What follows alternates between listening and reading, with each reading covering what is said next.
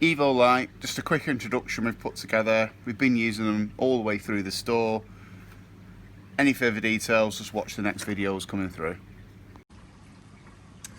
On the EVOs, if they do go off, they do actually have a separate fuse holder in the side. You just turn it anti-clockwise. There is actually a set of pack of fuses that are available. What we do find when the heat bulb does blow, for any reason, sometimes it causes this fuse here to trip inside the actual unit itself. So before returning it, just double check this is actually been replaced and is functioning. In addition to the fuse in the actual housing itself, there is actually an additional 3 amp fuse in here. So if you do change the one within the unit, there's an additional fuse within the actual plug socket itself. Running onto the settings, they do actually come with instructions inside the packaging. Obviously that will be there, and obviously just flip it open and we have actually got the different settings. It might be easy for the video just to look here, but we've got dimming, we've got pulse, we've got day and night, and we've got multi. Now on the actual thermostat, we're actually touch screen. As you can see at the minute what we're currently running, set point would be 105. The status key actually explains how much of the bulb you're using at the minute, and obviously the current temperature within inside is 79.9. Now on the setup, I showed you this menu here, and this one is within the multi setup. This allows us to get a time zone during the day. So what you'll find is you get sunrise all the way through to sunset. Is when we actually just move back, is when we go back into setup.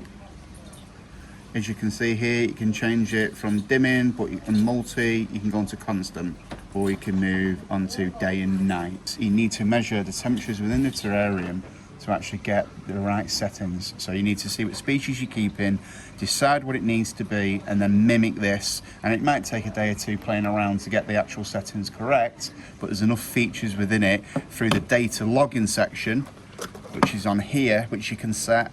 And then you don't have to get up in the night and check. You've had a full period of 24 hours you can monitor. If you do have any faults, they do have a 5-year warranty. As you can see, they're made in the UK, and we can just pop them back in the post, return them all to ourselves, and obviously we get anything fixed if they do break. Within the control type within here, as you can see, this one's on heating. We can change from heating, even does cooling, can even move it into fixed. Output type, where at the minute is dimming, on off, pulse. Now interesting, the pulse is able to use for the ceramic heat emitters or actual heat mats, whereas the normal light emitting bulbs would use actually on the dimming function. So these stats again, good enough to be able to use for either ceramic or light emitting bulbs. Probe placement within the vivarium. Now underneath the actual basking bulb, whichever fitting you're actually using or heating type, but as you can see, directly underneath the bulb will be the hottest point. As we can see there, that's doing it about 55. Whereas where the probe is at the rear, if it was there, it's only actually measuring 31. Now what you'll find is you have a difference between the two areas, but it's not actually feasible to be able to pull the probe all the way forward and lay it over. 2 reasons. Once when your animal's moving around within the terrarium, it can maybe move the substrate, cause the probe to come underneath, bury it, or even lie on it, which will again will increase the heat. So you're always going to have a difference from the actual basking spot to the probe actual location. Now this is actually what we'd use for a terrestrial species. So if you used to use, say, like a dragon, which is more semi-arboreal, it's going to actually climb up.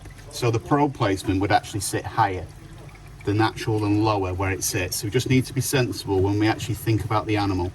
Now we've got the P-clips we usually use, and we just drop a clip on to be able to support the clip, and we actually just then fasten it to the back of the terrarium, like so.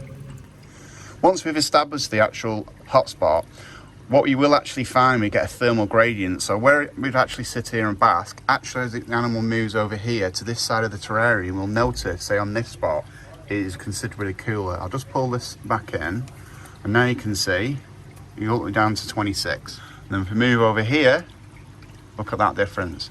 Now once we actually set the actual bulb itself, you'll find we have a more of an equal gradient. So once setting your actual thermostat up, we do actually suggest over the course of the day you monitor those temperatures, because it's absolutely crucial where we mount the probe.